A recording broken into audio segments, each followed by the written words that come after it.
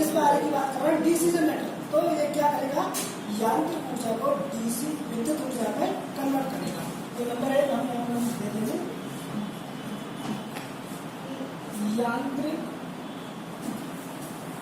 ऊर्जा को डीसी विद्युत ऊर्जा, इसे इसमें कन्वर्ट करेगा। अब क्या है, इसका जो सिद्धांत है वो किस पे कार्य करता है, तो ये करता है फैराडे के विद्युत चुंबकीय प्रेरण के सिद्धांत पर कार्य करता है। तो ये बहुत जानना जरूरी है। तो हम लिखेंगे यहाँ फैराडे के विद्युत चुंबकीय प्रेरण के सिद्धांत पर कार्य करता है। और क्या है, ये फ्लेमिंग के किस हस्त के पर कार्य करता है, तो ये करता है फ्लेमिंग के दाएं हस्त के निर्भर है। तो इसका नंबर 3 है।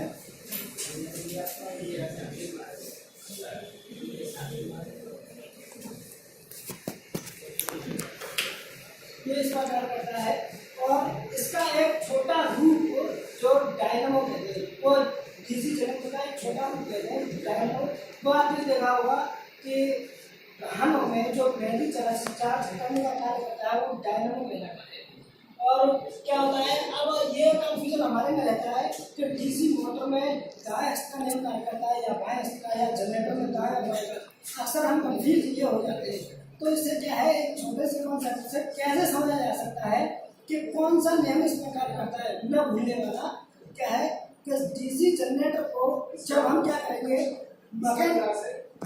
कॉन्सेप्ट है कि हम डीसी जनरेटर को जब यांत्रिक ऊर्जा देंगे तो अपने किस हाथ से हम मैकेनिकल पावर देके उसे रोटेट कर सकते हैं, किस हाथ से हम ज़्यादा पावर लगा सकते हैं। तो हम ऑब्वियसली राइट हैंड से ज़्यादा पावर लगा सकते हैं उसे रोटेट करने में।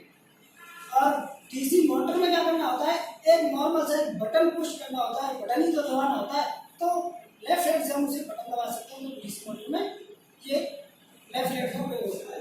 तो ये याद करने का कॉन्सेप्ट ये हो गया। तो नंबर 4 ये डायनामो।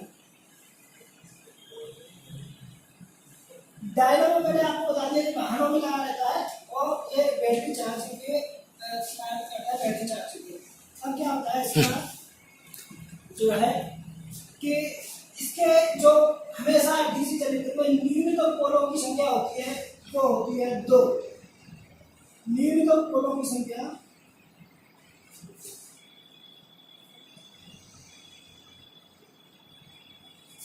न्यूनतम 2 होते हैं और अधिकतम 8 होते हैं। अधिकतम 8 होते हैं। और इसका एक क्या है, एक डायग्राम मैं आपको बना देता हूँ।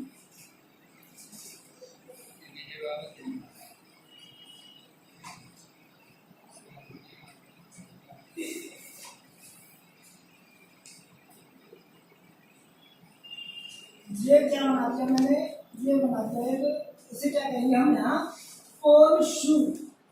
पोल शू, इसे हम कहेंगे पोल शू। और यहाँ पे हमने लगा दिया एक ये आर्मेचर लगा दिया। आर्मेचर में क्या है, ऐसे छोटे छोटे स्लॉट्स रहते हैं। तो यहाँ पर हमने ये क्या लगा दिया, यहाँ पे लगा दिया ये ब्रेक परवर्तर, मतलब कम्यूटेटर। यहाँ पर ये हमने कम्यूटेटर लगा दिया। अब क्या होगा कि इस पे हम अगर वाइंडिंग करेंगे तो ये क्या कहलाएगा, फील्ड पोल। फील्ड पोल, इसे हम कहेंगे फील्ड पोल वाइंडिंग। अब क्या है, पोल ये होता है और शू ये होता है, तो हम इसे क्या बोलते हैं, पोल शू। हमेशा क्या होता है कि पोल शू की जो है वो हमेशा 2 गुनी होती है पोल से, 2 गुना ये होता है पोल शू। अब इसमें क्या है, अगला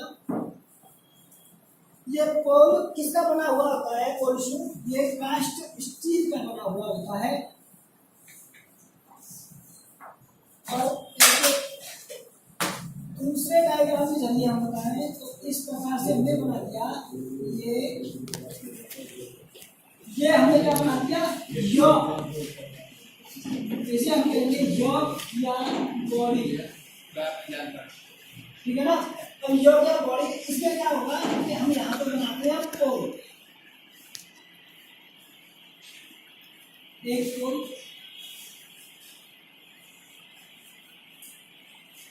दो पोल और ये तीसरा।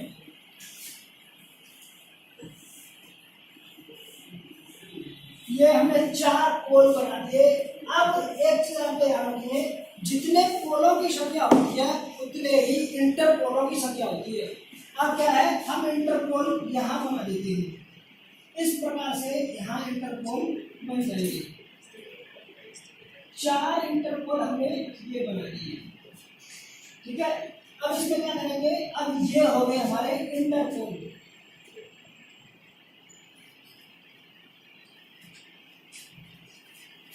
इंटरपोल, और ये हो गए हमारे पोल शू।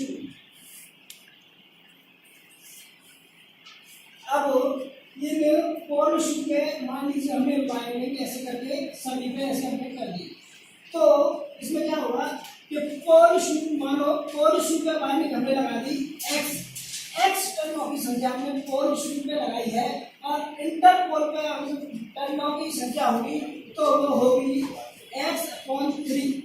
तो हम कह सकते हैं अगर पोल शू पे बाइंडिंग के टर्नों की संख्या 9 है तो इंटरपोल में टर्नों की संख्या केवल 3 होगी। इस पे अगर यहाँ 12 हम टर्न लगाते हैं तो इस पे हम 4 लगाएंगे, ऐसा इसका वो अनुपात रहता है। और क्या है कि ये इसका बॉडी है जो कास्ट स्टील का बनाया जाता है, और बड़ी मशीनों में जो इसका बॉडी होता है वो कास्ट स्टील का होता है, और छोटी मशीनों में कास्ट आयरन का होता है। वो इसलिए क्योंकि बड़ी मशीनें होती हैं वो कॉस्टली होती हैं और वो उसमें महंगा मटेरियल लगाया जाता है, इसलिए कॉस्टली होती है, तो कास्ट स्टील का लगता है। तो क्या है कि आज टॉपिक समाप्त।